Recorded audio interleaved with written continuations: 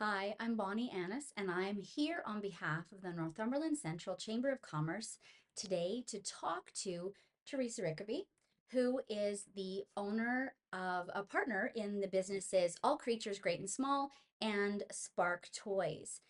Theresa, I have a question for you about chamber membership.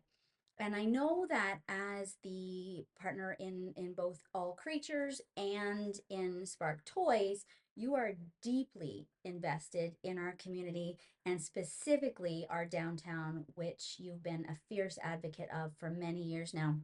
So I'd like to ask you, how has being a chamber member helped both of your businesses connect with the community and enhance the services and the products that you offer to your customers? Good question. Thanks, Bonnie.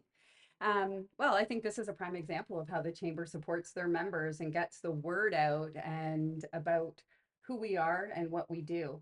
Um, the more relationship building we can do, the more connections that we can make, it helps support small business and large business as well, which the chamber supports.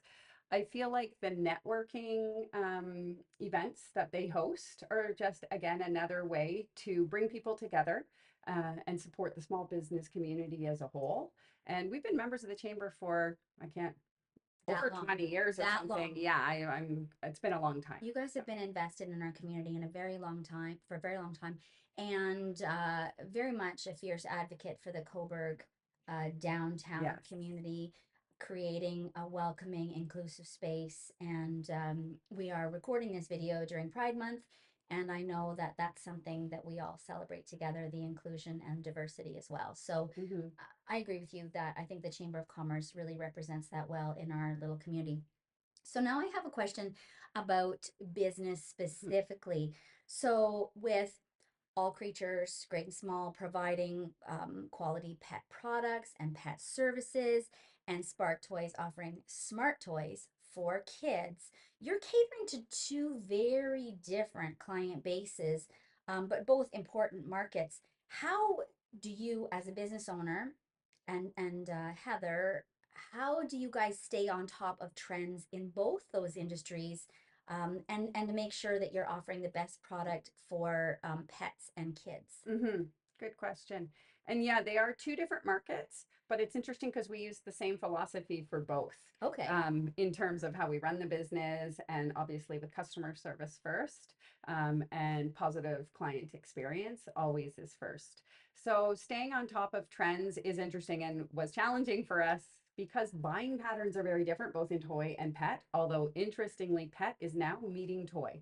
So for instance, and people in fashion will understand this as well when you're buying so far out, right? And I don't Mm-hmm. know if it's like that in your Same with industry, my business, right? a year ahead. Yeah, and pet never used to be like that. It was all very in the moment. You would be maybe looking, a couple months out, and now they're asking you to purchase, like in toy, quarterly or years in advance. So staying on trend can be challenging.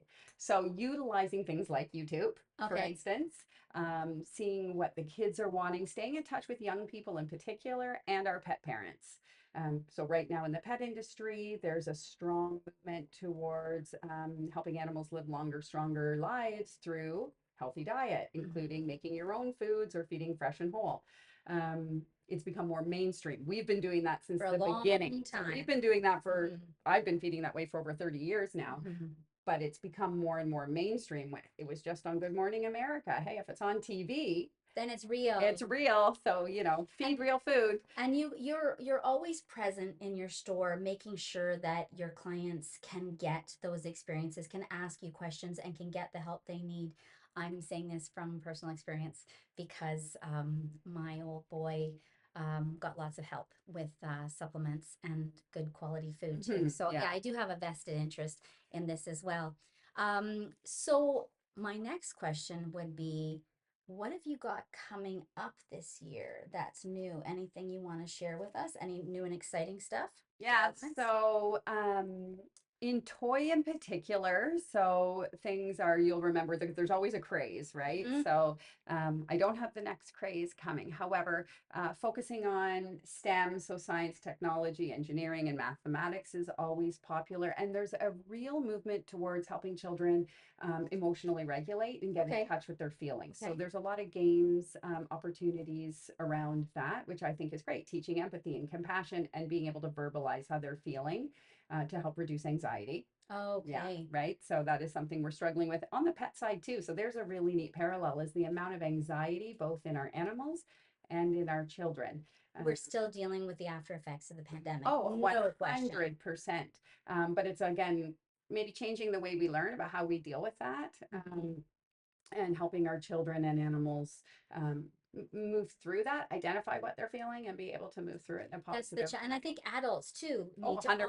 also work on identifying stuff. We've all been head down for such a long time as business owners, as people who are moving through community. We've been head down just trying to cope and get through stuff. Yeah.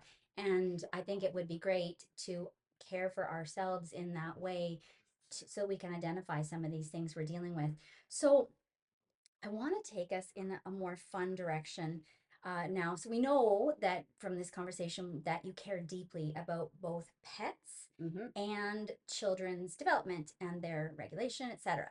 So if you could create a dream product that combines the best of both worlds, so something that's fun for kids and also involves pets, what would it be and why is that? And how does it bring joy? Yeah. So, I mean, kids and pets are the two best things, in Oh, my opinion, totally. right? So I feel really lucky to be able to work with Heather in this, both of these industries. So to build something together, because we learn so much from our animals, and it's such a value for children to be able to work with animals. I would put together like a learning game where the kids not only it's a um, an opportunity for the child to teach the dog or their cat. Cats are fabulous and can be trained as well.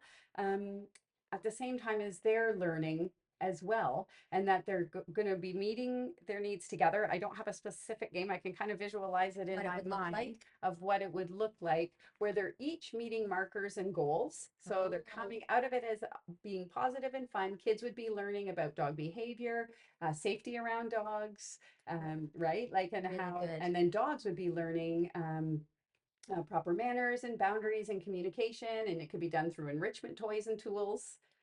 Okay, So, so clearly we can see that this is a new product that's going to be coming out next year because yeah, we just need to make this happen. yeah, As someone who has a border collie in her yes, life, I can totally relate to this. First off, border collies are a lot of fun to teach new things, but to be able to teach kids boundaries around dogs, that's so it's important, huge. especially in Canada where we have a lot of newcomers who maybe weren't exposed to pets in the household Hmm. as children, and the Canadian experience is definitely much more pet focused. I could see that being really Wouldn't that be valuable. great? Yeah, Awesome idea.